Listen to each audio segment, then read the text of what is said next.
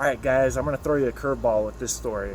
And it's about the meteorite that flew through the skies here in Utah that was seen and heard by many in the Wasatch Valley, specifically up in Salt Lake City or Salt Lake County. Earlier today, I just got back from the Uinta Basin, where I attended out in a small town called Altamont, a paranormal conference. It was called Gathering at Moon Lake.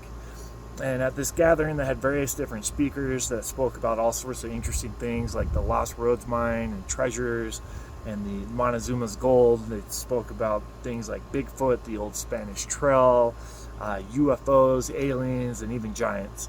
Now, on the agenda, there was a gentleman that was labeled the mystery speaker, and we didn't know who it was until he spoke. He's the very last speaker of the conference.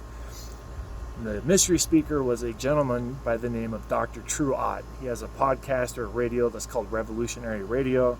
Supposedly, this guy was going to be the person that was going to do the radio for Coast to Coast. It wasn't called Coast to Coast at the time, but as we all know, they ended up giving the radio position to Art Bell. Now, Dr. True Ott got up there. He said a ton of really interesting things, but one of them that I thought was super interesting was he spoke about the meteorite. He told us that he just got off the phone earlier in the day from another guy that he was talking to named George Knapp. And George Knapp is an investigative journalist that's based out of Las Vegas, Nevada. He's the one that broke the Area 51 story and told us all, or told the whole world about Bob Lazar, working there down in Groom Lake and on S2.